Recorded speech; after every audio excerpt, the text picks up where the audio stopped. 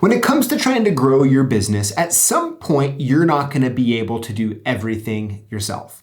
Now, I've had to learn this the hard way, all right? Pretty much you think of the mistake, and I've probably made it at least twice. But that's just part of the journey that we're all on. And at the same time, I think it's also okay for us to talk about some of the struggles and the barriers and stuff that together we can overcome. And so recently I was invited to be the special guest on the Locksmith United monthly Zoom call with Winton. Now in this Zoom call here, we actually really deep dive into a lot of different areas. And I think all in all, there's some really good conversations that I've had, and I'm really excited for you to listen to it. Now, a lot of you have asked for more information kind of about CLK and all of that kind of stuff. And the good news is that I share a lot of insider baseball on this as well. So for those of you who have been asking for more and are very curious about kind of the inner workings behind the scenes, well, guess what? I actually talk a lot about what we do here behind the scenes. The good news is that even just knowing this information, hopefully it will just spark ideas of how you can run your current business even better. So with that being said, I hope you enjoy.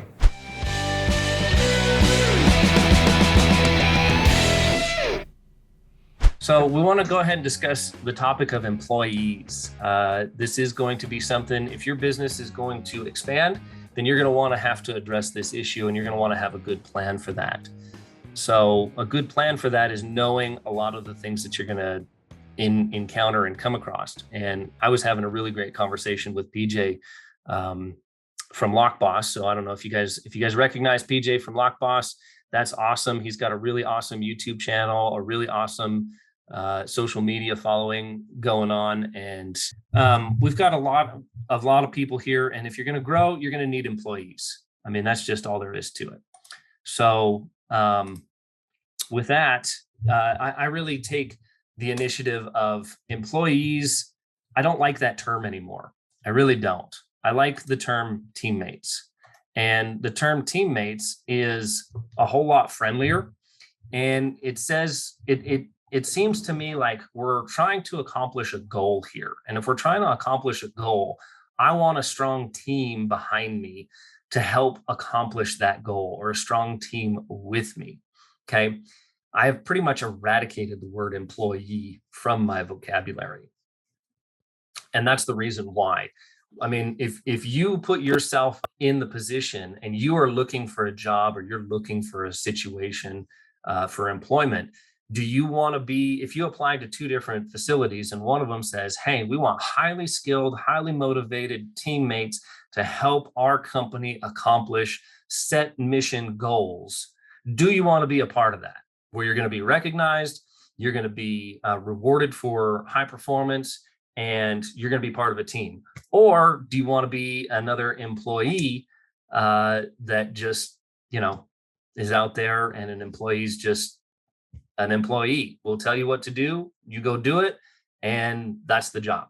I mean, obviously, I would rather be part of a team and feel that accomplishment as we move forward and as we meet those goals. So that's why I use the term teammates, and that's what I really refer to. The other thing that I want to go over is the leadership starts at the top. If you're not willing to do the job that you're asking your employees to do, why are you even asking them to do it? Like, I'm never going to tell my employee to get in a position where they're not going to be safe.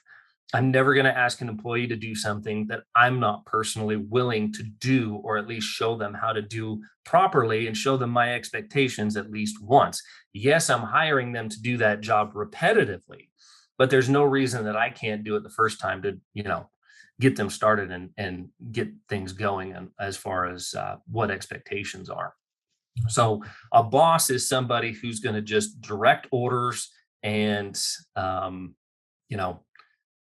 shout orders. And I'm really not a fan of that. A leader is somebody that's going to lead the other people to want to go ahead and do what needs to be done. PJ, do you have any information, or do you have any comments on that? Oh yeah, I mean, I definitely completely agree. First of all, Wayne, thanks for having me. Really happy to be here, and hi to everybody that may not know. Yeah, so Yeah, I mean, I think the word employee today has more of a negative connotation behind it. And it's just not really, sexy today to talk like that. And people, are kind of like, what does that mean? Right. And that kind of stuff. So I think using team member, part of your staff, whatever it might be, can be helpful. Yes. Yep, exactly. So can you tell us a little bit about what you have set up, CLK Supplies, about how many employees do you have?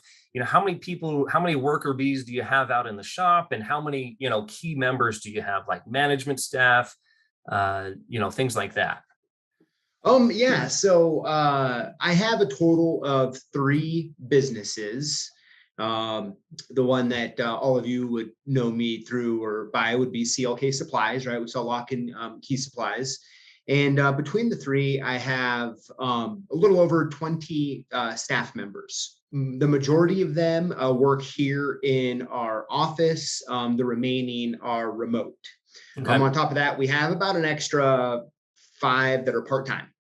Wow. So somewhere around 25-ish, maybe 30. I always mean to count, but I never do. It's actually, as we get into it, you'll see it's really not incredibly important to me, like the number per se. But needless to say, when I started, so I've been doing this CLK Supplies now for 18 years, which is essentially my entire adult life. I started when I was 19, I'm 37 now, and it's been quite the journey with staff members. So unlike, or probably like most of you, when I started, I was by myself, right? And at the time, I had locksmithing experience. My dad's a locksmith, still is today. And I was talking on the phone, then packing up the orders and shipping them out and doing all of that stuff. And all of a sudden you get too busy and you're like, okay, I'm working from as soon as I get up to when I'm just dog tired at the end of the day and I need help. Yes. Well, the problem that I started to encounter when I started to hire a staff member or 2 was like I was in a place of overwhelm. And I'm sure a lot of you can relate to that, that feeling, that phase of life. All of a sudden, we just find ourselves in it, and then it becomes really difficult to operate. Yes. Right? So when we're in overwhelm, like we're not going to act our best towards others. We're not going to do very good when we're trying to train someone. We're not going to communicate well. We have all of these things going on because we're stressed out and we're busy, right? We're really, really busy. Right. And by far, when I was starting out for the first 8-ish years, all I did was just like hit this thing where I'd have 1 or 2 staff members, go down to 1, go back up to 2, go back down to 1. And it was just like incredibly stressful. And at times I'm like, is it honestly worth it? Right. Over the course of the 18 years, right, I've had my workman's comp sued, have all sorts of problems that maybe some of you have faced. And, you really feel like you're just pulling your hair out. At least I did. And, it's hard. And then, the relationship. So I have 3 daughters, 14, 10, and 5.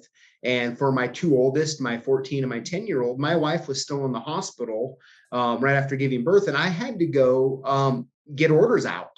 I just had to. I didn't really have a choice. It's like, listen, no one's going to order if if I can't get the orders out. If you can't get it out. Can't get it out. Well, I mean, that creates its own problem, right? With my wife who's still in the hospital. And unfortunately, we didn't have very smooth childbirthing experiences. And so, I have pressure now at work, I have pressure at home, and it gets really tough. And so I think really the first big hurdle a lot of times is just trying to get out of that overwhelm phase when you're trying to add 1 or 2. And that overwhelm can still hit you at 10 or 20 staff members as well, but it's really critical at the very beginning.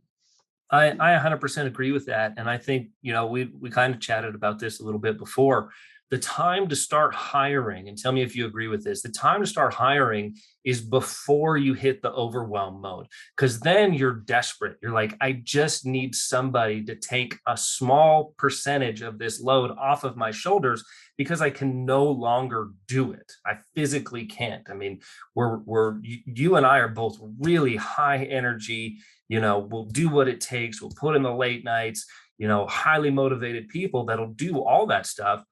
And it does take its toll. And while we can do that, a big question that we have to ask ourselves is, how long can we maintain that? And that started to be where, yeah, I can do this now. But like you said, when, there's something going on at home, or your wife's having a baby, or, something happens, or your kid wrecks their car, or, something happens out there that is going to mandate your time. And then you have to put this away. Yes, you could handle that workload, but as soon as a wrench gets thrown in there, you can't handle it anymore. So the time to really start thinking about hiring is before we get into that overwhelm mode. That way you're hiring out of prosperity, not desperation. Can you elaborate on some of your experiences a little bit on that? I definitely agree, right? That the hard part, like where the rubber meets the road with that always, is money. Now, there's pretty much two ways you start and fund a business, right? You get some investors, or you have some sort of money that you've saved up, and then you use that to fund your business and start it and do all that stuff. That was definitely not me. And I'm guessing a lot of us watching, it's not you as well, right? You started out, you figure out how to get by with what you have, and then you just start building and, turning that into a snowball as you go. Right. And so as what happens, all of a sudden you need to hire someone, even let's say it's part-time and their salary is $15,000 a year or something, let's say. Yeah. Part of you is like, I got to make sure I can cover that $15,000. And then if I'm training them with me, well, they're not actually bringing any extra money. So it might be a month, it might be 2 months before that money starts coming in. And that can kind of be a problem, right? And so, I mean, probably the best way I could put it was like when I found myself in overwhelm, right? If you're getting after it and you're going, I think you essentially have two options at that point. Right. One, to get yourself out of overwhelm and more of a healthy spot, is you can decide to work even more. And I've been there. I mean, when COVID hit, and all of a sudden we just saw sales, they came back, but at first, you just see this, and I burned through a lot of cash really quickly. And I was like, okay, I need to move to 7 days a week, and I need to make sure I stay ahead of this curve, right? So sometimes that's the answer. Sometimes the other answer, what I find a lot, what I still do today, is that you have to stop doing certain types of work. And typically that's going to be the lowest profit work, or it's work that you just can't train anybody to do. Right. And because you have to free up, at some point, you're going to have to free up time. Right. And the only way I've been able to ever free up time is to just stop doing certain type of work. Almost every year, even last year in one of my other businesses, we got to a spot where we found that there was this one type of work that we did was just very, very unprofitable. And I could feel it. I could see it. Everybody's busy and the money isn't what it should be. Right. And so we just made the decision. We're like, you know what, let's just go ahead and just cut that. And let's just, gently have people either pay our normal prices, or they're going to have to, find someone else. We'll help off ramp each one of them that we needed to. And we did. Right. And it was scary a little bit. I mean, in that particular business, I have 6 staff members, and I was like, let's see what happens. But all in all, at the end of the day, if you're in that overwhelm mode, it's not going to get better getting more business, right? Because that staff member is not going to be trained properly, and you're just not going to be operating at a level that's going to be helpful at all to anyone in your life, your customers, your team members, and your own family. You're just setting up warranty work. You send somebody out too quickly. It's either a recall if you're trying to get product out, or it's warranty work if you're doing service work. And it's, it's just crazy. And you're exactly right. Well, Getting that right person right where you need them and to take on that particular chunk of work. And that's what a lot of people don't do either, I don't think, is they think, okay, well, I need an employee. Well, they go out and hire somebody. Did you clearly lay out the expectations that you as an employer are going to provide for that employee? Did you clearly lay this out? And did you clearly state what you expect from that employee in return? And people don't think about that. They think, oh, I can come up with that later. I just need help now.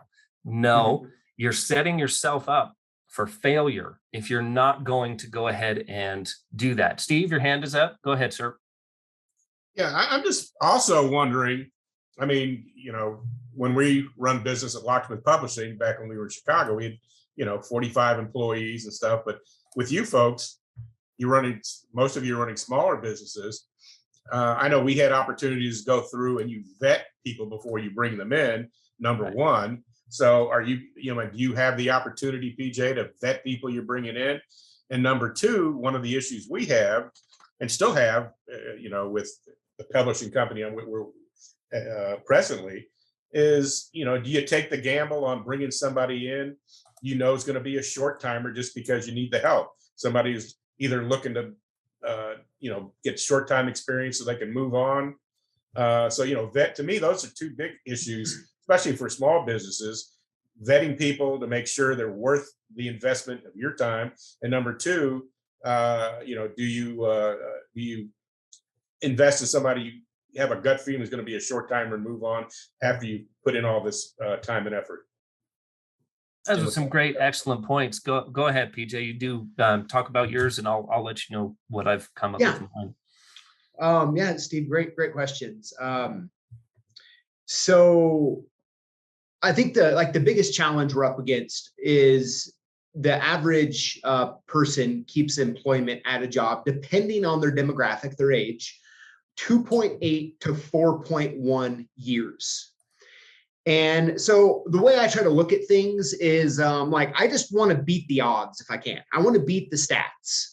And how I try to do that is by stacking 5 to 10% improvements on top of each other, right? Like there's no panacea that I've been able to find or hear in hiring or team member retention. There's no panacea, but we can intentionally add 5 to 10% stacks on top of each other. And, you get enough of those and you get a 30%, 50%, 70% improvement. And so how we do that is a variety of ways that I can definitely get into. But as far as your short, to answer the question about the short timers, if it's obvious, now it kind of depends on the position, okay? When it comes to our warehouse staff, that's a kind of a more difficult position to hire for long term. And so we really just try to look at the odds, right? What the stats say, and depending on their demographic, if it looks like we can have them around for 2.8 or 4.1 years, we're going to give it a go. But I mean, if some people are like, yeah, I'm going to go to college in 6 months and I'm going to quit, or I'm moving to Texas in 3 months. Obviously, for those ones, we're just gently passing. Right. So yeah. Do you ask that in your interview process? Do you press them on that a little bit?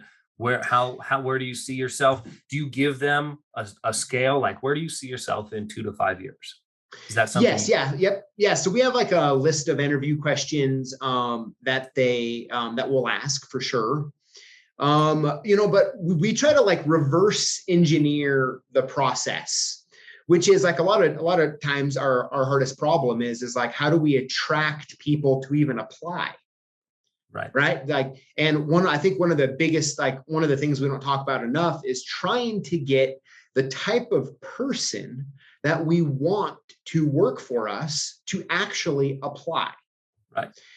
And how you do that is just kind of by answering what we found is a few basic type of questions or statements that you can make that you can hopefully start getting the right people in the door.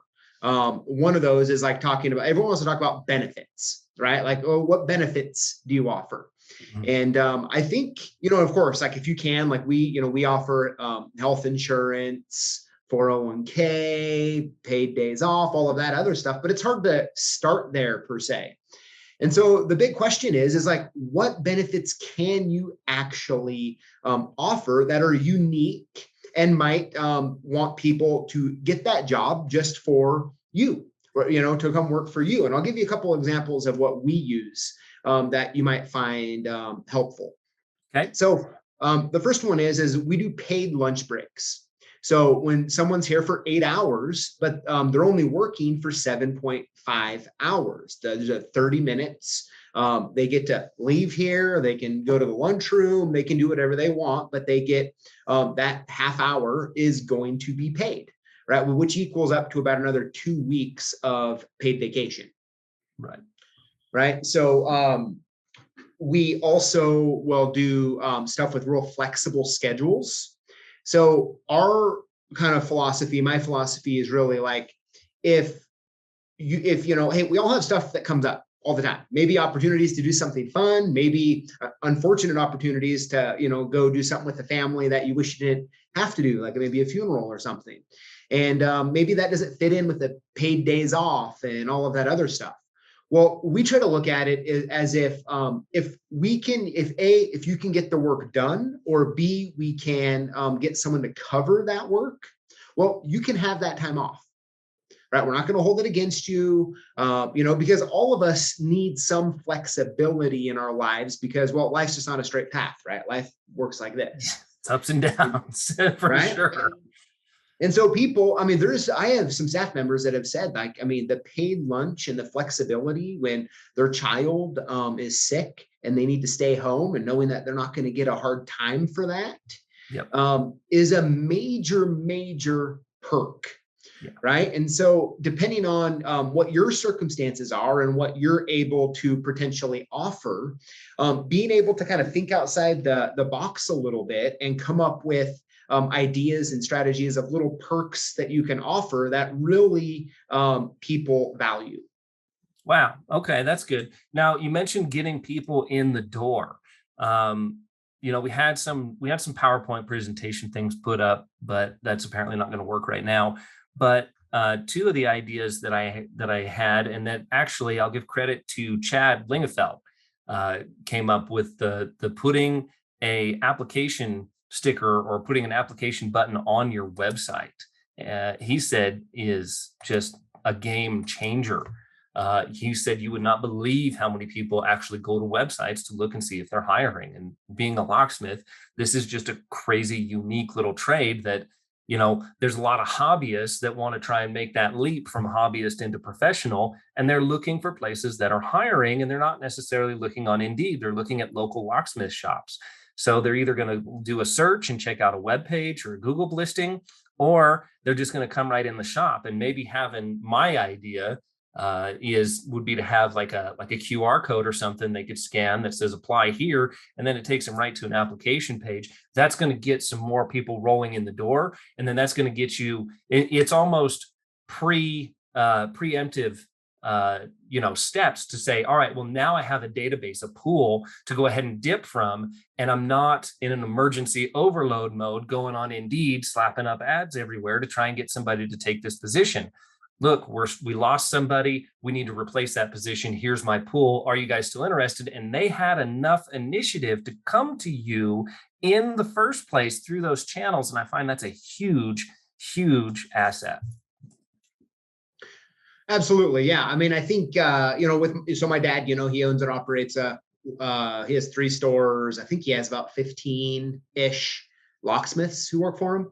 And back, I grew up with him and got to experience him hiring. And when I turned 17, 18, I started doing some of the hiring. I like to mess with him because out of his longtime staff, 2 of the 3 long timers I hired.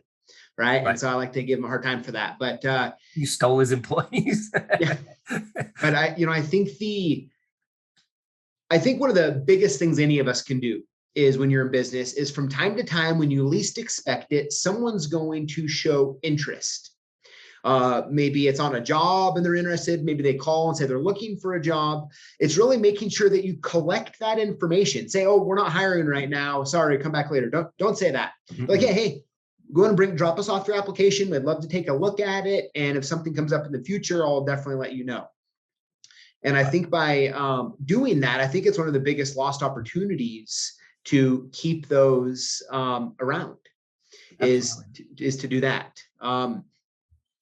In the locksmithing world, I mean, there's a lot of people that seem to come from some sort of auto mechanic or even lock sport. You know, one of the things I've been most surprised about over the past couple of years with doing all of our YouTube stuff is being able to talk to people and see like what industries they're coming from. And the number one industry that we've found, which blows my mind, is actually computers, IT.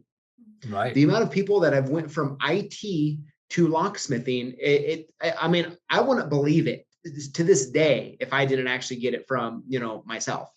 But yeah, I think, Indeed, I think all of those things, I don't think there's like a magic bullet, I don't think there's a panacea button that we could push. I think we have to try to stack 5 to 10%, hacks on top of each other. Right. Yeah. No, and I really like that that kind of metaphor that you used about the stacking, just trying to increase. I'm not trying to turn an average employee that's coming in for the average of 2.8 years or whatever it is into a 4-year employee. But if you use the stacking compound interest mindset and you're like, well, if we get 10% more this year and 10% out of the next one and 10% and it adds up, and pretty soon you have a pretty crazy outcome after that's all said and done. So I really like that thought process as well. One of the things that I've really been looking towards or entertaining is a lot of times somebody that's looking for a job might be looking for a job for a reason, whereas somebody that's currently employed, they have already got the skills that say they can show up on time, they can perform the job, they're already currently there. Maybe they're just not happy in that particular situation. And that was one of the things that happened with the last gentleman that we hired up. I didn't even pick up on it, but the guy that I do electronic access with just started kind of talking with one of the security guards.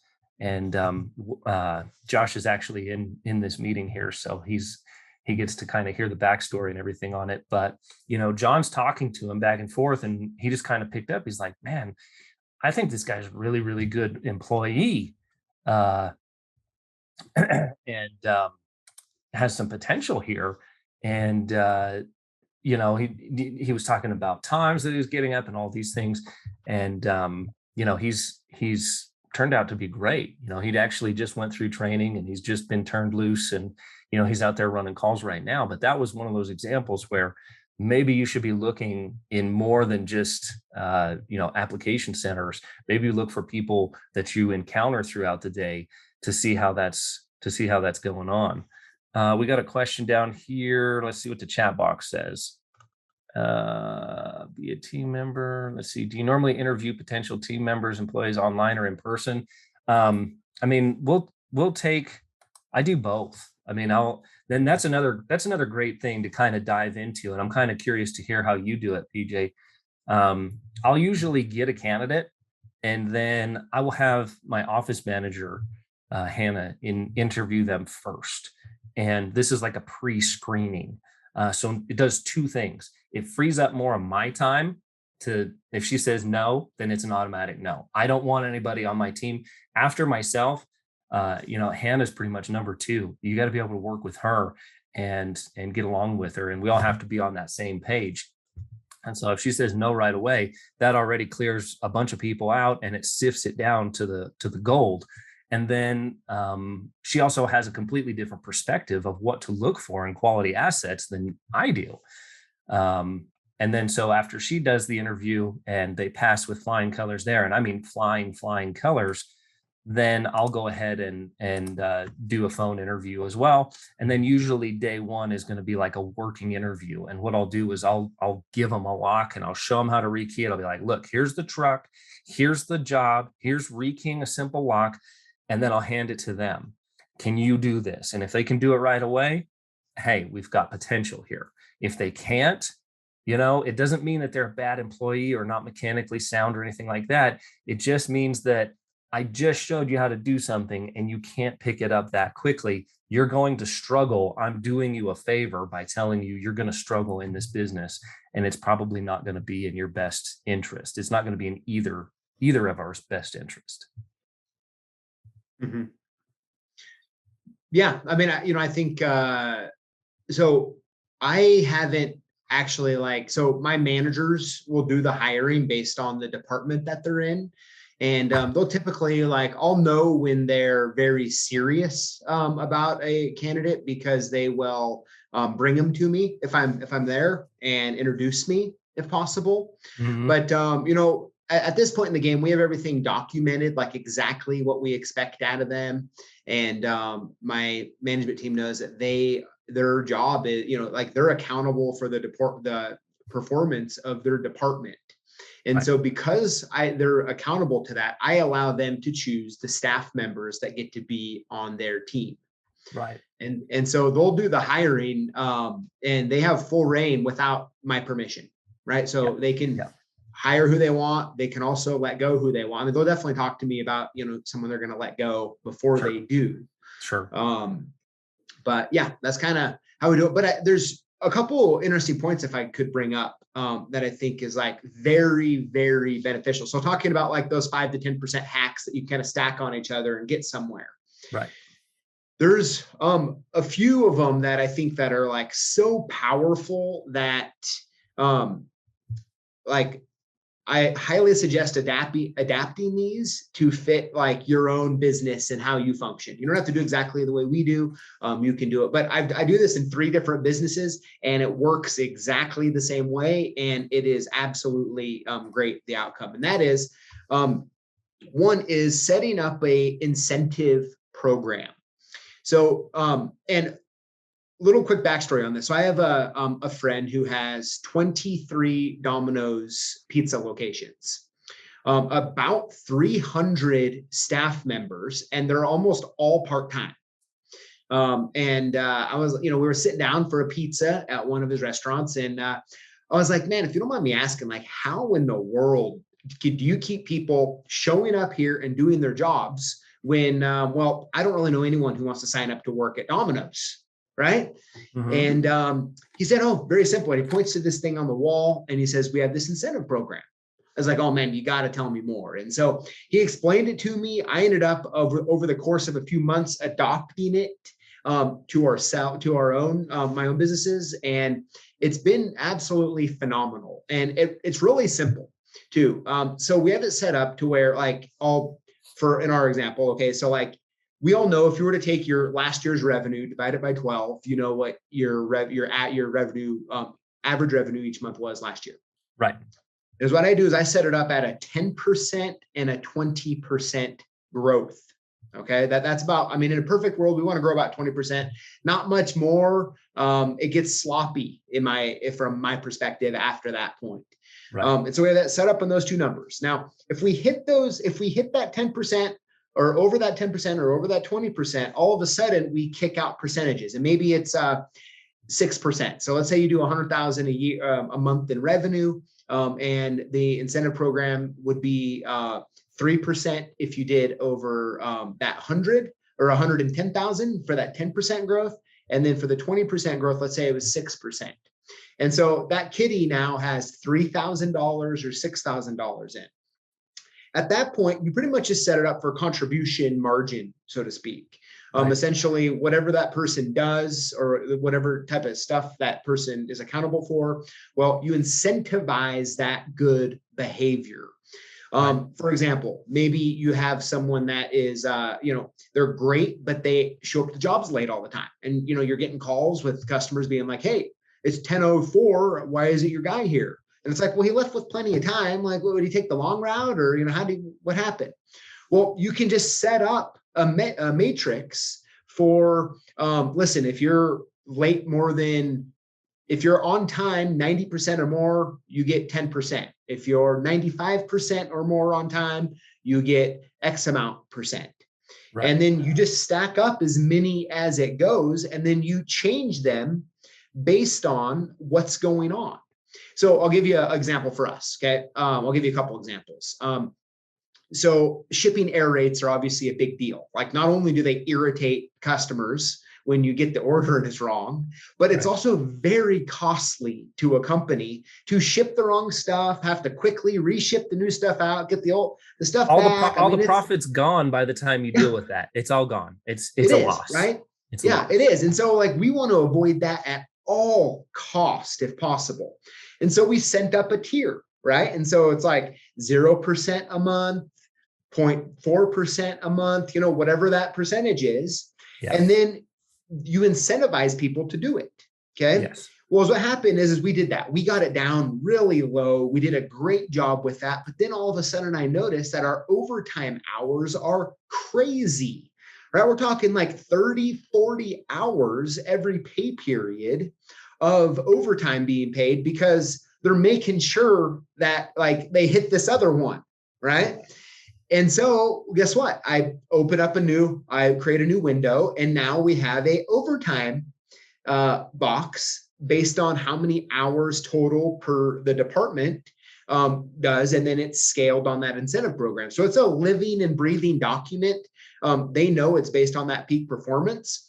And what happens is it allows you as the business owner to be like, hey, I know when we operate this way and we grow, we're going to make enough money to where we can share that money with the staff, with the team that actually accomplish those goals. And it also allows you to keep working on existing issues as they come up. And the goal of it is, by the way, is like, we don't want like a person on their check to get like an extra $20. Right? We want them to get an extra $500 or $1,000 in that month if they hit their incentive program, right? Because the business is set up. The business is set up to do that. Right. The other one I want to bring up, which is probably even more powerful, is what we call EDM. Okay, and they're essentially development meetings, and every 2 weeks we get together. So I get together with my managers. And then the managers all get together with their staff. Now, it's a time investment. They're typically about 30 minutes. And it's just a time to sit down and talk. And it's time for them to have time to talk to you, to ask questions, and to resolve sort of issues. Right now, they may know that they're underperforming in an area because, well, we've already talked to them about that. Or maybe there's a problem with other team member and we already know about it. But sitting down and allowing them just to talk with their manager, or sometimes they'll pull me in, they want to talk to me, and we'll do that as well. And just giving them an opportunity to voice their opinion, to feel like they're being heard, like what they say matters, goes so far. Because, for example, a few years ago, I mean, it's probably 2015, I had one of my longtime staff members, she comes to me and she's like, hey, PJ, I don't want to be rude, but I haven't gotten a pay increase in 2 years. And I was like, are you joking? And she's like, no. She's like, the reason I'm bringing it up is because I know you're not thinking about it. Right. And I'm like, oh my gosh. I mean, it's embarrassing for me to even talk about it now, and she's still with me to this day, but probably because you gave her an open mic to bring it up. Yes. Yep. Gave the open mic. And then I'm like, okay, let's solve this problem. And so, like, for us, June, so next month, every year, we do our pay increases. And I even have a documented process that everyone knows exactly how they're based on how they're going to, how we evaluate for pay increases and what that looks like. And so it's not like, I never want to put a team member, especially a loyal one that's been with me, to be like, hey, PJ, should I really, like, are you ever going to pay me more? Like, what's the deal? And so there's a couple of things I have for you there. Those are all awesome suggestions. And thank you so much for sharing that with us. It's kind of for some of the newer guys here, that's some real secret sauce stuff that you're allowing us to, hear from you right there. So I really appreciate that. Bill did have a question here. He had his hand up. So I want to go ahead and give him just a second here, and then we'll elaborate a little bit more. Go ahead. I just want to go back on to Kelvin's question about in person, I always do all interviews in person. Yeah. Basically, because I have to have the people fill out a application. Online, you can't do this. In person, you can do it. Can they follow simple instructions? Is their handwriting readable? I mean, you may have a great technician. If his handwriting's not reasonable, you're going to go fits trying to fill out the invoice in the day to put them into your programs. You got to be able to read your handwriting. Those are some good points. Yeah, that's some good information too. We have to have a face-to-face before you come aboard. That's definitely mandatory. I just try and aggregate it and screen it down to the gems before it gets to that point. So that way I'm not wasting my time too. But that's a really good point. You can tell a lot about how somebody's going to interact, how they're going to treat your van, how they're going to treat your tools, just by, legible handwriting. I mean, everything's pretty much online and on the phone with invoices now, but I can definitely see where you're coming from with that. Thanks, Bill. Go ahead, Dylan. So something came up recently when I tried to apply for a job here in Charlottetown. One of the guys, he didn't want to hire me because he had a problem before where he hired somebody and then that person started his own business and then took business away from him. Yep. So, I mean, he didn't hire me, so I just started my own business anyway. So I'm not sure, he probably would have done better if he hired me, but he'd be making money right now with me. But I'm just wondering, has anyone had any experience with that? Or is there something you can do to stop people from doing that? And it's pretty difficult. And that's a great point. And thank you for bringing that up. I do appreciate that. I had that happen to me. And I had my attorney, I was scared to death of this happening. And so I had my attorney draw up this huge, long contract, and there was, non-disclosure agreements about trade secrets, and there was non-compete agreements. And, I paid an attorney a lot of money to make a really ironclad contract. And when that contract needed to be enforced, it depends on the state that you're in. In my state, it didn't do what it was supposed to do. It really didn't. It didn't do very well at all. I hired a guy. I was in desperation mode. One of my employees was leaving, and it was due to circumstances out of their or my control. They had family members that were needed medical care, 24-hour medical care, and it was not in the same town. So they couldn't, it wasn't bad. They didn't do a bad job, and I didn't treat them bad. They just had family circumstances take them out of the equation, and I needed somebody now. I saw the pain on the wall, and I was like, look, we got to get somebody now. So I had this other guy approach me, and he seemed kind of willing and eager to learn. And, I usually have a pretty good gut feel, and something just told me that this guy might be a little snaky, and I didn't listen to it. Stupid me, but this is how we learn. And sure enough, he worked for me for 6-7 months or whatever, and then he went ahead and started his own thing. Went as far as to use COVID as an excuse to no longer work for me, and then was working for his own company and business, all while drawing my unemployment. So yeah, I got burned pretty good by that exact scenario. And, here's where I was really, really aggravated with that whole scenario. I was extremely hurt. I was extremely frustrated with it. I spent all this time to train my competitor, and boy, I wanted that contract to come through for me, but it sure didn't. And that's when I started to shift my whole focus. I want to focus on, I started to really ask myself, do I want to be tethered to somebody who doesn't want to work for me?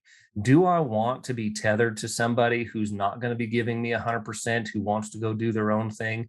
Do I want any of this headache? And more, the answer really became clear. So instead of focusing my energy on building an ironclad, forceful contract to bend a teammate into submission, I went along a different path and said, I'm just going to make my work environment so good and irresistible that they don't think about starting their own business because it would be too much of a pain and too hectic to go ahead and do so. That's how I combated that particular scenario. I just want to make my work environment so great, so nice, so easy and mellow, and everything so accessible that I've provided a great work environment where I don't have to go to those measures. And if you don't want to work for me anymore, hey, you know what? You're always going to come across a couple snakes in the grass. So hopefully that answers some of your question there. Trevor has his hand up, and then I'll let PJ go ahead and talk about the subject as well. Go ahead, Trevor. I just wanted to comment a bit on what you were saying there, and I totally agree. If you make the environment something that the employee or team member wants to stay, they don't feel like, well, I can do better on my own, or I'm not making enough money. If they're paid well enough and there's incentives of, Wayne, I think you do some commission incentives on selling lots of product. You get bonuses. I think I've seen a video of you saying that. I could be wrong. But if people feel like they can always move ahead and always get ahead in the business that they're in, then they have no reason to compete. And in British Columbia, where I am in Canada, it takes 2 years to get your locksmith license. So, that's another thing is if you hire somebody, you can certainly, if you hire them right from not being a locksmith and train them yourselves, you got at least 2 years for them to, really dig their heels in and get comfortable. Wow. Yeah, that would be a brutal process. If I had to wait 2 years to get a trained employee rolling and making money, that seems very counterproductive by the state's point of view. It can work for you for that 2 years. It's locksmith under supervision for the first 2 years. Okay. And then after that 2 years, they're fully licensed, and that's when they could go about their own. Okay. Yeah, that's okay. Thank you for clearing that up. Okay. Thank you, Trevor. Those are all really good points. Yeah. And that system seems to be working for me much better now. PJ, what do you have to say about that? I think your dad's side is more of the locksmiths in the shops, and the vans rolling around out in the field. That probably has a little bit more to pertain to this particular meeting. What kind of stuff does he do, or do you know that they do to combat that, or to just kind of lessen the blow? And has that happened to you guys? Yeah. So, it definitely has happened to him. I would I think all but one of the local locksmiths now in town are ex staff members. Right. And I remember one when I was a kid. I was probably 10-ish years old at the time. It was my dad's right-hand guy. He ended up buying another locksmithing business in town, took his biggest client. My dad was sweating bullets on this one. He wasn't sure if he was going to make it. It was bad. And I remember, where we were driving at the time when he was trying to explain it to me and how bad it was. As times went on, he's had it happen a few more times. He does have a non-compete in place, which, I think for the most part is more of just like a sign of intent more than anything. Although I would say I think there's two parts of it though that we don't really talk enough, and I really try to encourage my dad a lot on in that area. And it kind of hits at what Dylan was saying here kind of towards the beginning. And so he went to get a job with a couple of locksmiths. Both of them said no. But then he also knows that soon, it sounds like both of them are probably going to retire at some point. Yeah. Right. And so I think a lot of times, when you go to someone and you're looking for a job, a lot of it's about they're wondering what you can do for them and how you're going to how you could potentially harm them, instead of just getting really, really, really honest about it and talking about the future. Be like, yes, I do want to become a locksmith. Maybe owning a company would be something that it is one of my goals or dreams in life. Is there a possibility at some point, maybe you would want to sell the business to me, or maybe help me get started in a city over? What does that look like? How can we work together? Yeah. And having those really frank and honest conversations, I think should be had, because I think at the end of the day, it's better to live with a little class, right? Yeah. And to operate that way. And My personal belief in the staff members that are with us now, like I always go back to that 2.8 to 4.1 years. Okay. We want to extend that. Everything I've talked about is trying to extend that out as far as possible for many reasons. But what's important to always remember is that people, like, we're all only, alive once here on this earth. And we should want everybody to reach their goals and their dreams and their ambitions that they have in their life. And whatever part that we can play in that for whatever length of time they're in our lives, we just want to take advantage of that and try to have the best memorable experience that we can. And I know that can kind of sound a little maybe romantic when it comes to this topic, but I think that if we can really get to the core of the experience of it all, we can hopefully get there, and we can try to operate that way.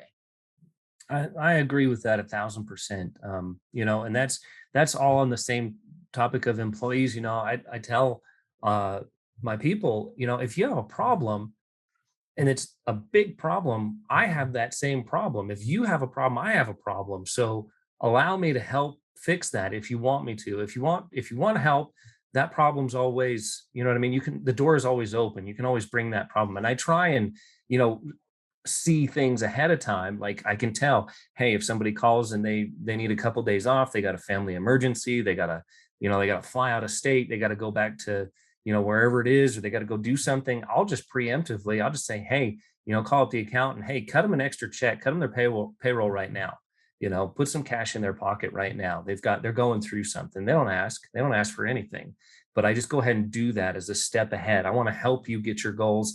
And I'm not just going to talk about it. I'm actually going to put my money right where my mouth is and put it right directly into your pocket, and what somebody else was saying about, incentivized, projects and things like that is right now when we first bring people on, I like to keep them commission, and they kind of like to be commission, or I'm sorry, no, monthly payment, not commission. They want a standard paycheck. They want to know they can count on a certain amount salary each week or each month or whatever it is. And that seems to be working better at the beginning to get them introduced to that specific, new job, new everything else.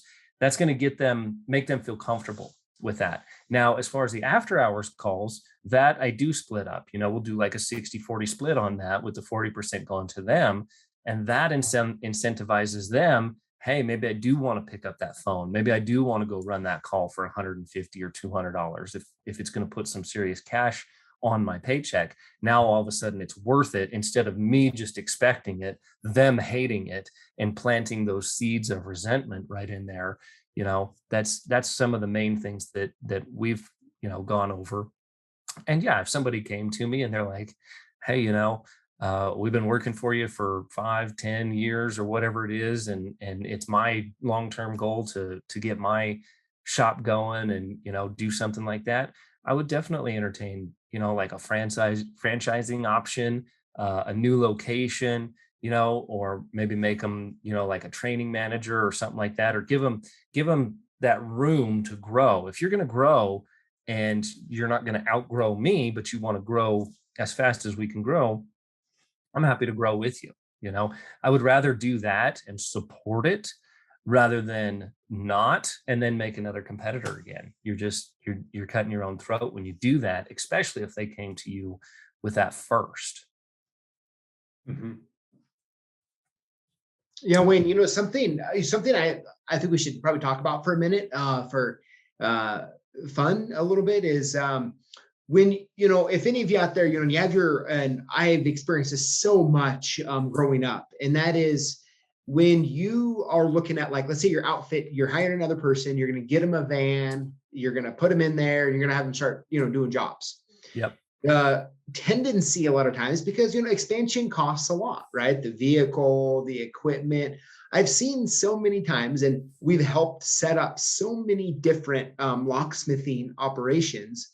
And that is, we tend to go sometimes really cheap on what the new team member actually gets, right? We get all the stuff that makes it easy, and they get all the stuff that formerly made us irritated.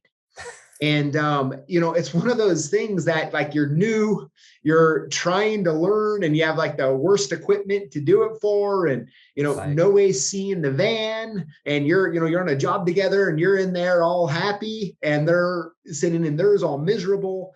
And I think it's something always is worth bringing up. And, I've done that myself, like warehouse computers for the longest time were like hunk of junk. They're like the leftover office computers.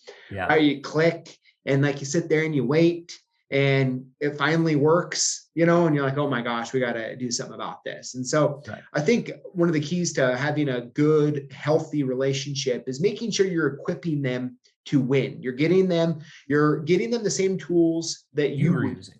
Yeah. The same van type that you would use. Right. And really setting them up and making them feel like they're valued. There's a negative narrative that goes around in people who own businesses, right? And that is people are dumb, employees don't care, they're stupid, they come late, they leave early, and they steal, right? And all of this other stuff. And if you have that type of energy going towards someone when you hire them, you're just setting yourself up to fail. No one wants the van without AC, right? No one wants the key machine that, if you use the shoulder stop gauge, you need to back it off, well, just enough to put a couple pieces of paper in to get it to work right, or the cutter wheel's loose. And so you only can, like the bearings shot, and so you only can duplicate the keys one way. If you go back the other way, it's going to mess them up. Right? You want to eliminate all of that stuff so that people can really be set up to win and enjoy their job. Right. Yeah, no, I 100% agree. And that was some of the things that, when I was talking to Josh, the last guy that we hired, as I told him, I was like, the trucks are a little older, but by the same token, I take really, really good care of them. I drove them. I started them. I built every single one of them. So I started out in them. I built them the way that I wanted them. And then they get passed down. You know what I mean? So when I get a new toy, or a new tool or new something like that, I make sure I don't want to spoil anybody, but I also don't want to hold on to it. So like, that what is that LockTech device that reads the smart keys, that little fancy gadget tool, that's a great piece of equipment, and that's in my employee's truck. I don't even have it. I have tryout keys. I actually have the crappier version of all that stuff. We got blue punches and a right-hand machine. Well, the right-hand machine takes a little longer. You got to switch the thing back and forth. The employee has the blue punches. They have the best equipment. They have the better equipment in their rides because they're going to be using it more than I will be. They're the ones that are running that call all the time. I'm just I'm in that phase. I'm stuck in that 2-employee unicorn nightmare that you were referring to. That's where I am right now. It's like every time I get somebody trained, 2 months later, something happens and I'm either back to none or one. So I'm really trying to get past that, and I'll do it. It's just a matter of time. It's difficult getting there right now.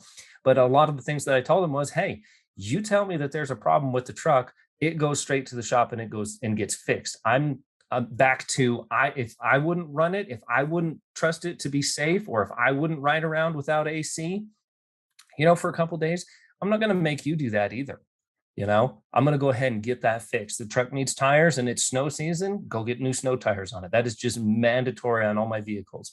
Tires and maintenance and safety things are never, ever, ever put on the back burner, and they're never overlooked. If you bring a problem to me, it will get fixed, or we'll shut the truck down and you can ride with me, or you can take another truck for the day.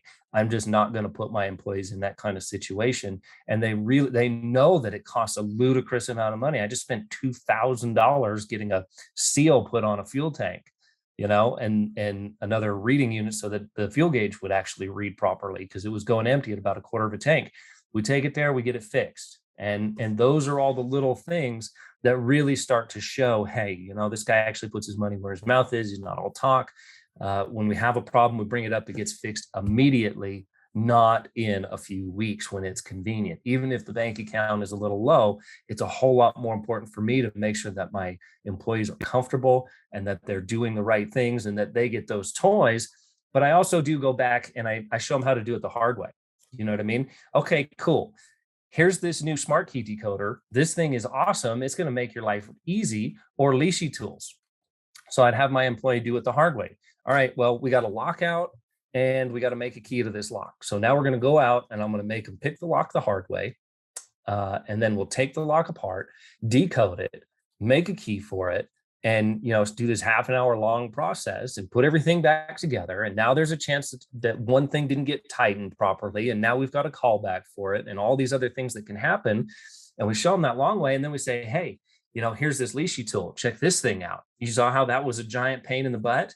Check this thing out. Pick, pick, pick. It makes it pick easier. I decode it. I hand them a key. I'm done and gone in 5 minutes.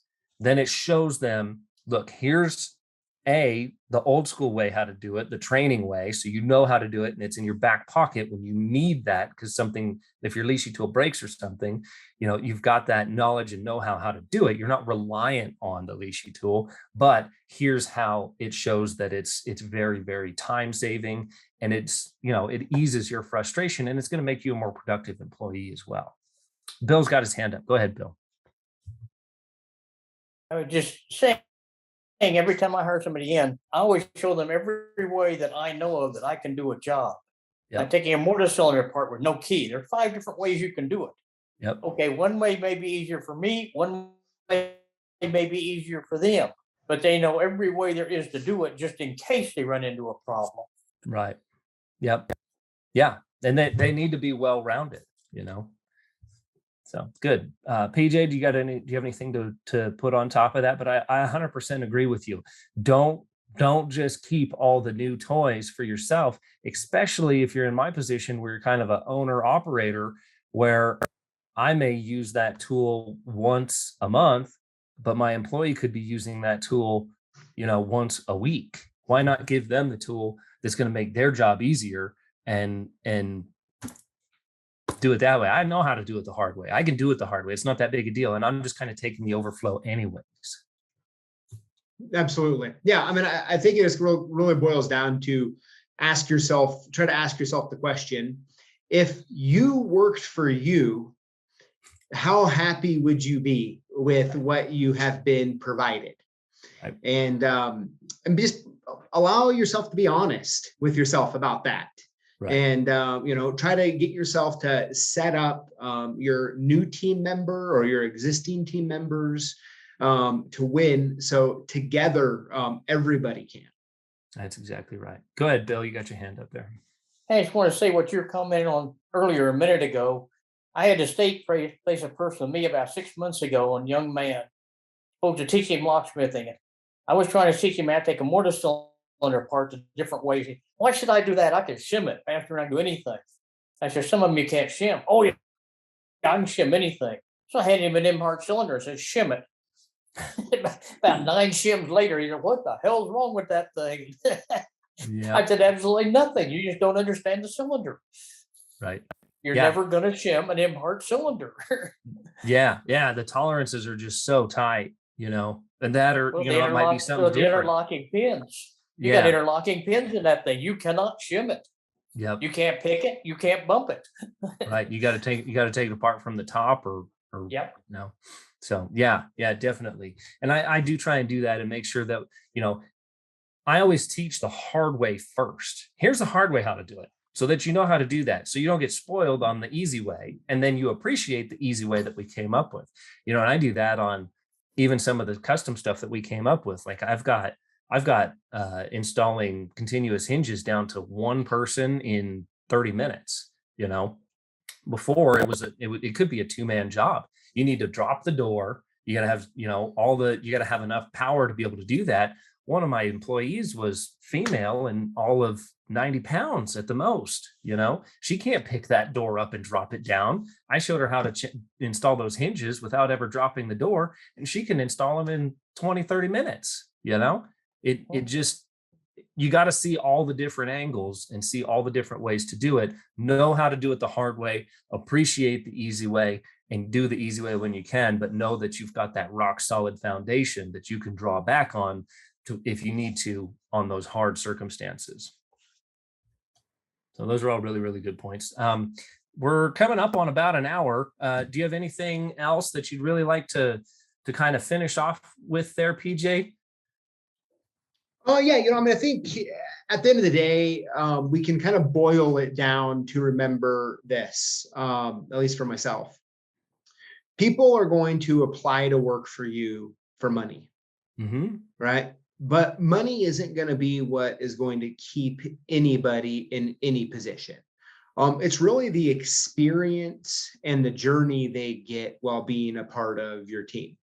Yeah. And so all of us want to, at some degree or level, keep innovating in our company, keep letting everyone know the direction that we're headed, and all of us should try to remember that all of us are on this journey called life together.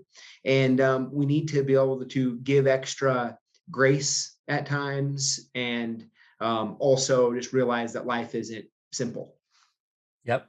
You got to roll with the punches. And that attitude, I just have to congratulate you on that attitude that you have right there. That is what is missing in so many businesses that are out there these days, is that specific attitude right there. People are so concerned about, what are you going to do for me, rather than what can I do for you? And that's where everything gets, when, like you said from the beginning, if you start off as an employer with the attitude that employees are bad, they steal, they show up late, they do the job wrong, and all you do is run around and clean up after them, that's all you're going to do, because that's what you're focused on and that's what your mindset is on. If you have the mindset that I'm inviting another human being into my life to be a part of my team to help me accomplish my goals, how do I help them accomplish their goals, and work together like that, then you're both pulling in the same direction. If you're just hiring an employee to go do the jobs that you don't want to go do, you're going to be pulling in opposite directions and you're not going to go anywhere. So good stuff. Well, I really, really appreciate you coming by. And this has been an amazing interview. And you've come up with some actual real golden little nuggets. And I really appreciate you being open and sharing that with us. If anybody's not familiar with PJ and the Lockboss channel, just type in #Lockboss on Google or Facebook or wherever, and his stuff comes up all the time. You guys do what, like weekly or monthly drawings, free prizes, tool reviews? You guys talk a little bit of business stuff too. You've got some really interesting stuff on YouTube. Tell us about that. Yeah, so I mean, we at the core, right, we sell lock and key supplies.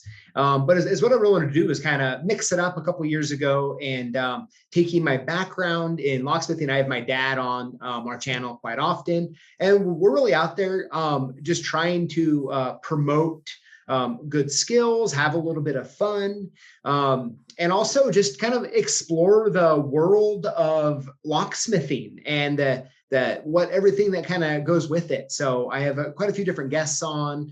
And at the end of the day, we sincerely think, like I said, I'm 37. Every year of my life, locks and keys have put the food on the table for my family.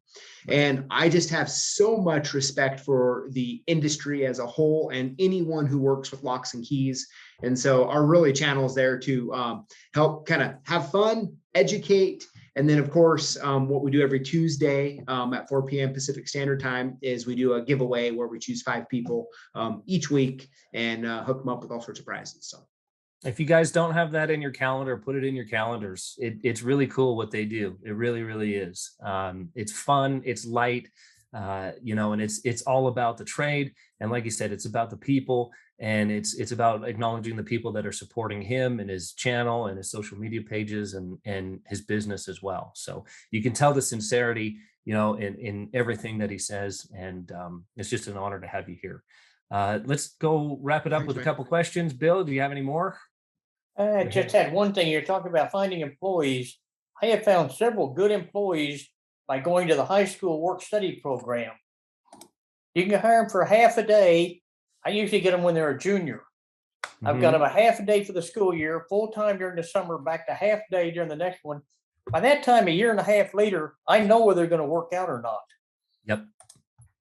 But you can get it, and you'll also get really nice benefits from the state and tax breaks and everything else for hiring. Yeah, no, that's good. Those are good points. Does anybody else that's in the meeting have any questions for myself or PJ or any other questions in general that you would like answered? Let's just go ahead and we'll open up the mics now and go ahead and do that. Hi guys, how you doing? Hey, what's up, man? How are you? Good, good. This was a great interview, PJ. I've seen a couple of your videos. You do a great job. Oh, well, thank you. Yes, one of the things I wanted to ask about is employee handbooks. I mean, how do you go about doing that as far as having something in place where the employee kind of knows the ins and outs, or do you just kind of talk to them about it? I mean, how do you go about with that employee handbook, kind of the guideline? Yeah, so essentially is what we do is we essentially have a collection of files. We used to just, up until about a year ago, we actually just used Dropbox. So, right, everyone has access to Dropbox. And one of the folders was company information. And inside of that folder has everything from our health insurance benefits list, how to get a hold of the financial advisor that does our simple IRA, to time off, to all of our, that has all of our policies and that as well. Oh, that's good. That's good. For me, it's that employee contract in the beginning. I lay out, I still kept the contract, but as you know, as far as using it as an enforceable contract to go and chase after them later, I really am not going to bother with that too much anymore. But going over that really sets the expectations. It talks about keeping the truck clean, expectations on maintenance, expectations on employee behavior, demeanor. You know, if it's 9 o'clock at night and you had a beer, don't go out and go service a call. That's going to be really, really bad. That couple of $100 extra is not going to be worth a company review on Google that said, hey, your guy showed up smelling like beer or something. You know, those kinds of things are really outlined in the employment agreement. So that way we start off on the right foot. These are my expectations. Anything that's not mentioned in this booklet or in this contract, we can discuss in person. Does that answer your question, Kelvin? Yeah. Okay, good. Good stuff. Any other questions from anybody else? Yeah, I have something real quick here. Go ahead. So basically what I run into is exactly how you guys described at the beginning. Is I feel like I'm always chasing my tail, and you know, I can never keep up, and no matter what, there's just always more work to do, and I don't have much time to look at the numbers and see, like, you know, really look at what we can do as a company to move forward and do better. And so, you know, I'm always chasing after inventory, and there's parts everywhere, and I just feel like there's a big money loss. So what can I do to help tighten these things up? And then there's also the other issue is, as far as all the specialty work goes, I feel like I'm the only guy who's being able to do it. And I've trained, you know, quite a few times on how to do the same thing with the people on our team. And, you know, it gets to the point where it's like, oh, I just don't remember how to do it. So is there a point that the team members will just start to retain these special skills? It's like, you know, you almost have to be motivated to retain these sorts of things that you don't do every day. How many employees do you have? How many team members do you have? So there's myself, and then I have 2 technicians, and then the office lady. Okay. How long have they been working for you? One of them's been 4 years, and he's pretty good at, you know, doing his research. And then another one is coming on to 2 years. And, you know, it's almost like it's, you know, I say, hey, go check a YouTube video out or try to follow this guide. And it's almost like that's the last thing they think about. They just want to say, oh, I don't want to do this one. You can take it over. Yeah, I don't think I like that particular attitude. I think your job as the boss or owner or whatever, you know, top tier position you have there, is to provide them with those resources. Some of the first things that I'll do is I've got my Wayne's Lock Shop training program. That's where, that is their resource. They can go there, they can log in. I've probably done a video on whatever it is they're trying to do, whether it's a nasty lock that doesn't want to shim, or whether it's installing panic hardware or exit device or door closer or whatever it is. So that's going to be a resource for them. The Locksmith Nation Facebook group is going to be a resource for them. I'm definitely going to be a resource for them. I think if an employee were to come to me, and let's just pick something random here. If I were to train them how to change the combination or find a loss combination on a Cava Simplex 1000, and I've done that 2 or 3 times, and they come back to me with that 4th time, that's where I'm probably going to come back with that course correction and say, hey, look, I've hired you and brought you on my team so that I don't have to do that particular thing anymore. And I've shown you how to do it 3 or 4 times. How can I explain this to you? Or how can we do this again so that this issue doesn't come up and that you can go ahead and do this on your own? I'm going to give them a tech support line. I'm going to give them a video link to Cava's video there. And if they can't put those things together, then I'm going to start to begin to wonder if that is a good fit for my team. That's my personal take on it. If they're not motivated enough to look that video up, if they don't know where those resources are, it's my job to provide the resources. It's their job to take the resources and actually apply them to their job. That's my take on it. What do you think, PJ? Yeah, Trevor, great. I think that's absolutely a great question. It's a real question, and it's something that all of us at some point, if you're ever in business or even just a manager, you can really find yourself struggling with. To be honest with you, I mean, kind of some of the stuff you said is very similar to me in, 2013-ish. Business was good, but I was pretty miserable. Nothing was going well. And I mean, I thought multiple times of just like, you know what, maybe I should just get rid of it all. I can just do something different, because it just wasn't worth it. And I would say the number one thing, if I was you, I would focus on is getting out of overwhelm. And you have got to fight for it, and you have to get there. And I think that when you do, you'll be able to really start addressing some of the issues that you talked about in the most healthy manner that you know how. And I think there's really only a couple options, right? I think we only all have a couple options. But I think the first and most easiest thing to do would be to start deciding on what days what you do. And I'll give you an example of that. Okay, I'll give you a couple of my own examples. So Tuesdays are the day that we pay all of our vendor bills. Okay, it's the only day. If it's not Tuesday, I don't really think about it. It's the only day that we worry about that. On Fridays, all of the checks that we collect all throughout the week, those checks get deposited Friday. Up until Friday, they just sit in a folder, and that's the end of it. Okay.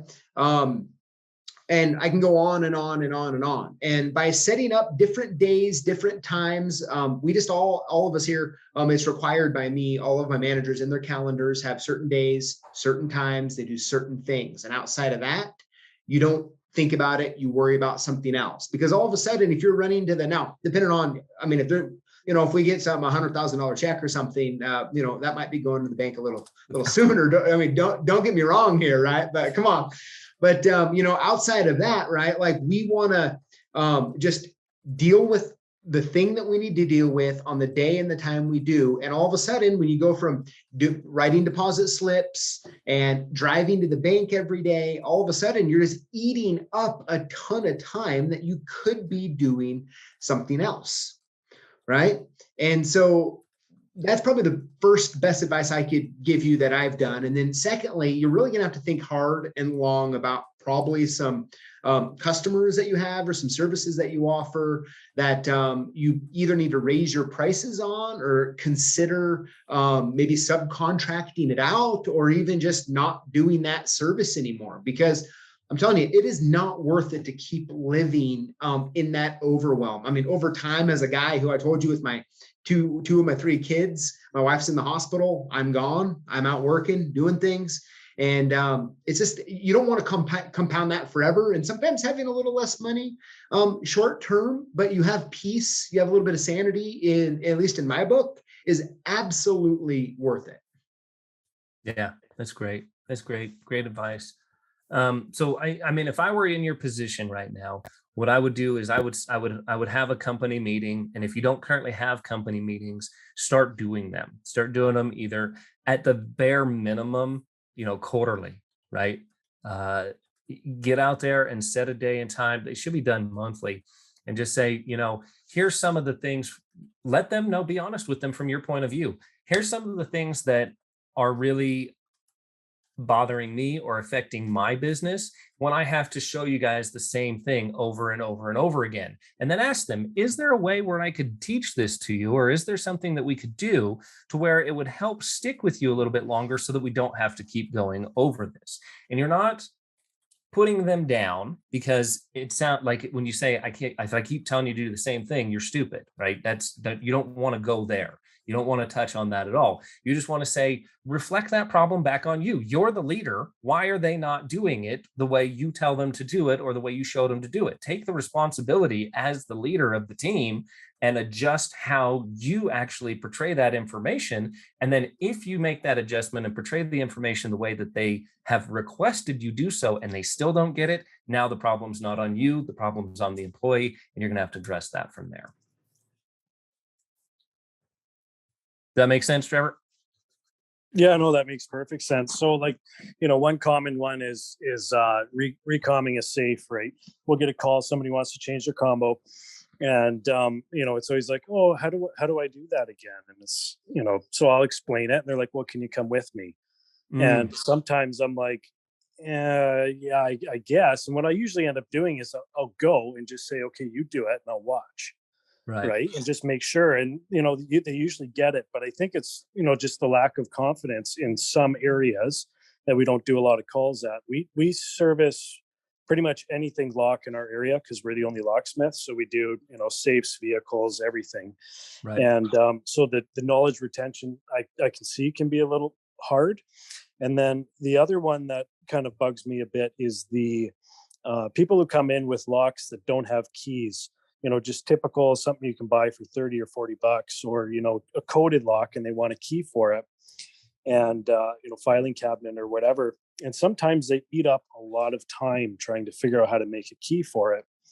And, it's almost like sometimes we just take the wrong route. If we spend too much time looking up the code and we can't find the right key and the right code, when, maybe the fastest approach is just to pull the lock out and impression it, or, something like that. But yes, I think it's just really trying to work down, excuse me, all these different ways of handling it so we can reduce our massive amount of time we put into something that you'll make 20 bucks on. I can hear the overload in your voice right now, and I can really hear, and that definitely resonates, because, I'm trying to create that space. But every time I try and get there, something happens, like I explained before. But one of the things, here's what I would do if I was in this situation with you. Start planning your team meetings and make them training days. Okay. Say, you know what, on Saturday or whatever, if they're not willing to come in on a weekend, Monday and Friday are too busy for me. So I would say maybe on Wednesday mornings, we're going to take 2 or 3 hours and we're going to go over safe lock combination changes. And I'm going to buy a cutaway lock off the internet. You can buy them wherever they sell them. You can find them really cheap, really easy, 20, 30 bucks. And we're going to do combination changes. And it's going to be cool. It's going to be a cool new tool. They can see how the lock works because it's a cutaway. Everybody who loves locksmithing loves a cutaway. Seeing all the parts move, it's really, really good. So you're going to make it a happy environment. You're going to be going over it, and you're going to be going over it with more than one tech so that you've got a backup. So now you're training 2 people in the time it takes to do one, because right now you're going out to the job and you're helping that one person do that one task one time, and it's not sticking. Take that, bring it into your home, your garage, office, wherever you're at. do it with both of them at the same time and do it 2 or 3 or 4 or 5 or 6 or 10 times. Okay, all right, now you guys switch locks. Here's one that's on a stand that's not a cutaway, and here's one that's a cutaway. We can explain all the different parts. You can explain servicing. You can show them what's happening in there. Now we've got a mechanically minded person who's touching and holding something that looks cool. It's fun, and they're learning, and we're going to do it 10 times till you can easily do this without me here. And then you're going to be able to create a little bit more distance and space, and you're training both your guys instead of just one at a time, one-on-one. That would be my suggestion and how I would handle that particular situation. I feel your pain on cabinet locks and stuff. I just make them so stupid expensive that they move on. You need a key for a cabinet lock, I charge you $148. I'm not even kidding, because I know it's not worth my time.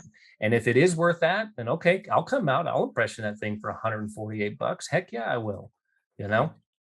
That's how I'm combating that. So like PJ was saying, either price yourself out of that stuff that you don't want to do, or that way you're either making what you need to make on it, and it can take that little bit of time to go ahead and do it, or you're just not having to deal with it. PJ, you got any suggestions on top of that? Yeah, no, I think that covers it. Does that sound like a good plan for you, Trevor? Is that something you think you could implement and maybe bring on? Yeah, I think that's a good plan. And, like you say, we need to do more meetings and have them structured. I think bringing structure in is something that really needs to happen. And that's probably one of the flaws that I have here, is it's just not enough structure, right? And, setting a schedule, setting up meetings, setting up training sessions for refreshers. I think that's a big one that'll help a lot. And then, and then like you say, just maybe I just have to price some products out, because I don't need somebody to come in and bring their tow hitch because they want, their $30 Mastercraft or whatever master lock tow hitch to get a new key, right? So that's something like, maybe I just price it out and say, no, we're not working on it, or it's $150, like you say. Well, and then here's what I find when you just flat out say no, and this is the reason I price myself out of the category. When I say no, that customer then has a negative experience, and then could go online on Google and say, yeah, this guy didn't have time for me. He just blew me off. He treated me like crap. He didn't have time for me, et cetera, et cetera. Versus now you've caught the ball and then you've passed it back to them. They say, I need my lock. I need a key for my lock. They toss you the ball. Okay, cool. Here's my price to do that. I know it's really expensive, but it's also a really labor-intensive process. It's not as easy as most people think. Sometimes it's just cheaper to go out and buy a new one, but here's my price if you want to get this one done. Toss the ball back in their court. Now you're not an asshole, and they can make a choice on their own. Yeah, that's a good point. And just, saying yes, we can do it, here's the price, and make it like you say, sometimes a bit ridiculous on things we don't want to do or waste the time on, because I've always been a yes person. If somebody phoned the lock shop here and said they needed their driveway excavated, well, for me it's like, if you got the right price, I'll go buy the machines and do it, right? I like saying yes and getting the business. And that's probably, again, one of my flaws is I will do it for the right price. But as you get more successful in more jobs, that will bite you. And I used to be the same exact way. And it took a lot of pain and a lot of me not having time to do that. And one of the metaphors, one of the things I started to really bring myself to is the job that I'm about to go do right now, what price would I put on that if I was sitting at the dinner table with my family? What's the price that it would cost to bring me away from that? All of a sudden, when you start thinking with that mindset, you're more profitable, you're less busy, and you're less overwhelmed, all in the same ball of wax there. Hey, Wayne, anything else? If I could add to that, I think one of the other things that we can do, and this is one of the reasons why I think local organizations are pretty effective, is that refer that to one of your local locksmiths that may be closer to them, or maybe an expert in that area. They do a lot of that, because a lot of times what we do with LSA, which is in Michigan, we'll say, what business do you want? I mean, because a lot of us could do a lot of things, but we'll say, hey, I like doing this. And we know that that person is expert at safes, or that person is expert at maybe master locks or impressioning or automotive. So a lot of times, instead of saying no, like you said, I don't like to say no. I'll say, hey, I can refer you to a local locksmith who's a good friend or associate of mine. And sometimes that works. That's a really good point too. I believe Trevor said at the beginning that they're one of the only ones there. So I do acknowledge your point, and that is an excellent point. And I do that all the time. I don't do any automotive work. I send it to somebody else. And I enjoy doing so, and they enjoy getting that business, and then they send me their safe work. So that is an extremely good, valuable option and answer. But I think Trevor's problem is maybe there might not be somebody to refer it to in his particular application.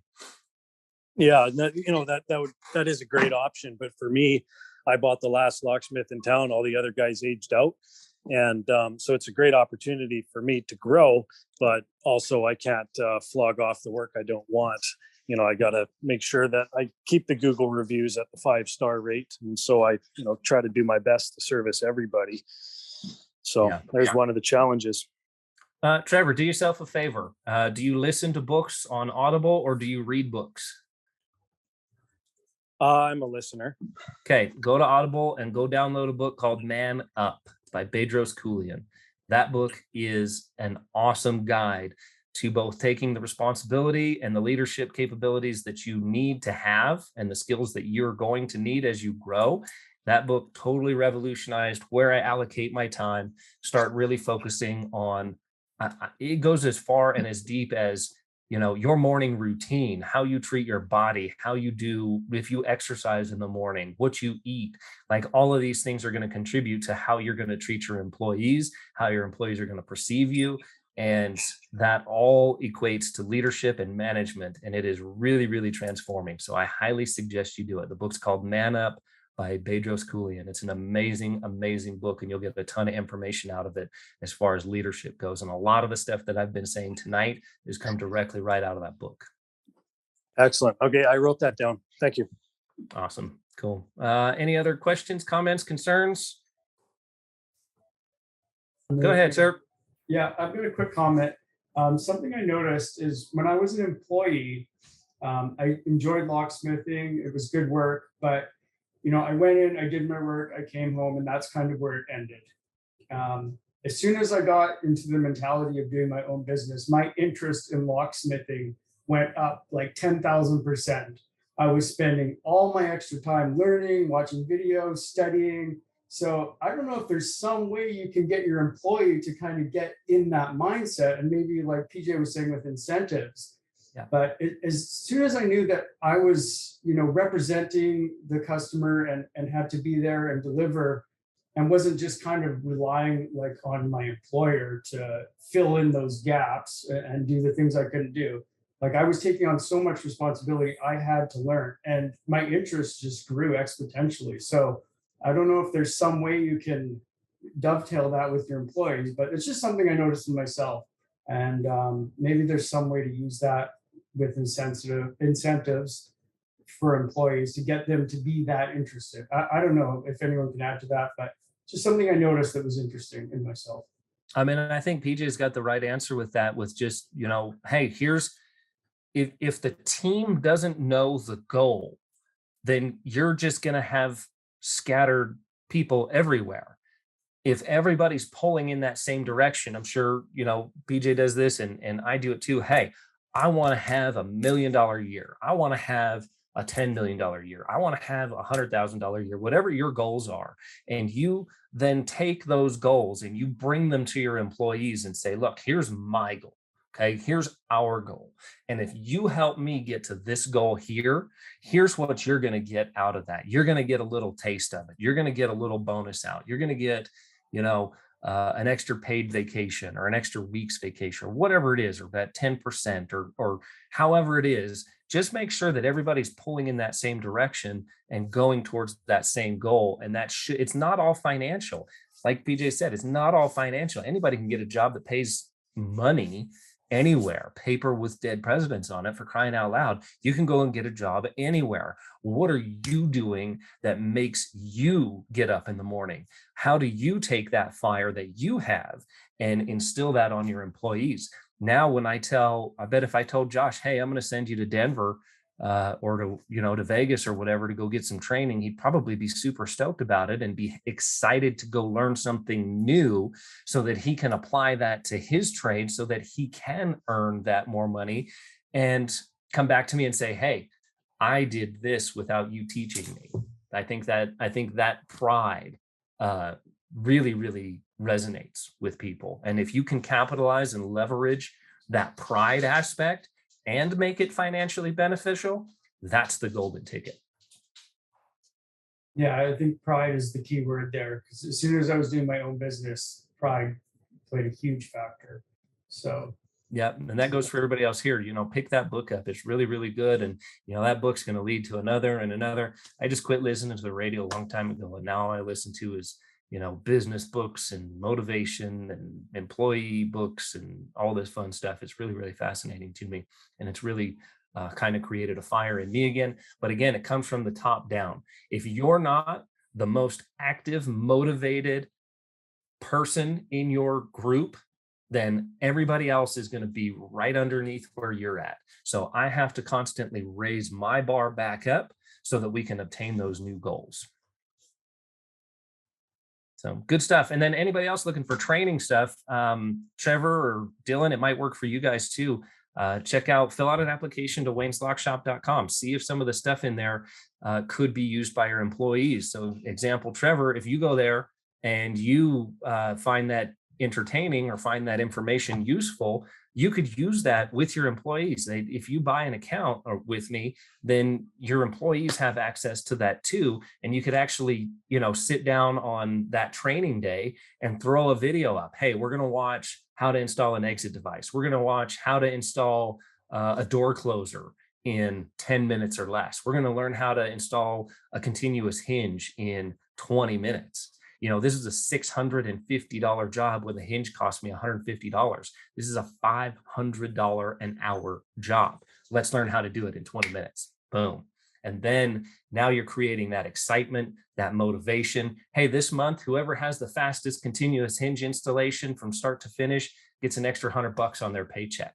You have to be creative with those incentives like that. Make the learning fun, and it will happen. Yeah, I'll have a look at that, Wayne. I'll have a look at your website, and I've considered purchasing a membership in the past, and I know you got lots of goodies on there, so that's a good idea. I'll have a look at that, and yeah, as far as like when you say continuous hinge, $650 job, so I'm guessing you piecework price that, right? This is like flat rate. Flat rate. I'm moving everything to flat rate. My customers call me and they have a problem. They know that I will solve their problem. I don't exchange time for money anymore. I don't. It's very rare that I'll charge an hourly rate. I produce results. You call me, the problem is fixed, and here's how much it costs. Yeah, we started doing that with Honda ignitions because I started at about $125, because it would take me an hour to do a Honda ignition. And by the time, I get 3 or 4 of those in a month, I got sick of it. I was like, no, they're $500 now for an ignition. Yeah. Right. We're isolated by ferries here. So if your Honda ignition locks up, you can get towed by a ferry, costs you $1,500. So it's $500 per ignition. That's exactly right. And all the glass companies here try and put continuous hinges on. They do an awful job and I have to go and fix it anyway. So why not pay me to do it right the first time? You got a problem, I got results. And that's what I sell. I sell results. I sell security, safety, and results.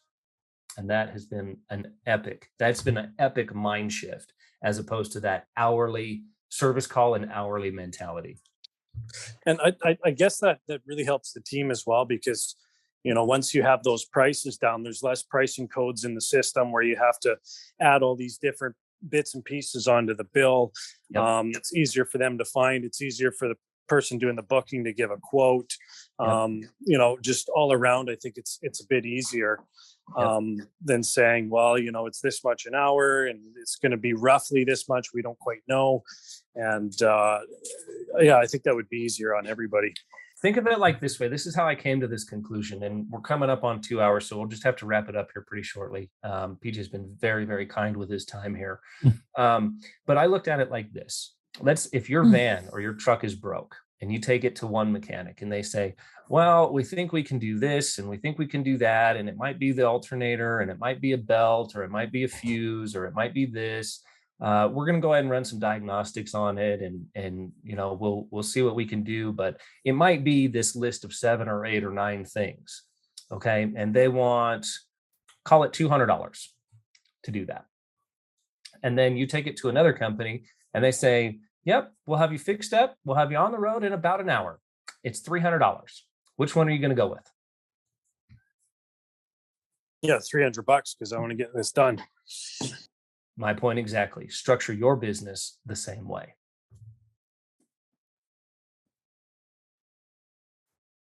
Any other questions, comments, concerns? Any last words for you there, PJ? No, I think it was a great conversation, and thank you everybody who participated. Yep. Thank you so much for sharing your time with us, and good luck with all the Lock Boss stuff. Again, if you guys haven't signed up or subscribed, go to his YouTube channel, click the little subscribe button, and then you'll get notifications. If you want to put your email in the chat box there, you can go ahead and do that. And if you have like an emailer list or something that goes out, maybe we could get people on that. Also, for anybody that fills out an application to wayneslockshop.com, all of these meetings will be sent out in a recording through that mailer that goes out there. So if you're interested in getting these recordings, fill out the application. You can try it free for a week, and you're going to get all these classes and meetings that we put together for you to view later at your convenience. You're more than welcome to use them for training for your guys or anything else. And I think it's really, really cool. All righty. Good stuff. Thanks for joining, everybody. Have a great day. Enjoy your weekend. Enjoy your week. All right. Thanks. Yeah. Have a great day. Enjoy it. All right, so there you have it. I really hope that you found this helpful. I would sincerely love to know any questions or any thoughts or ideas that the conversation sparked in the comments below. And make sure that you include the hashtag LockBoss to automatically get entered in to win one of 5 free prizes we give away each week here on YouTube. Thank you for watching, and we'll see you next time.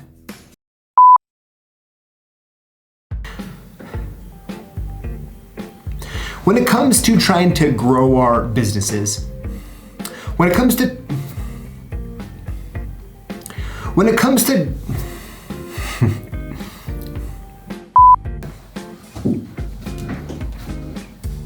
now in this Zoom meeting here, Now in this Zoom meeting,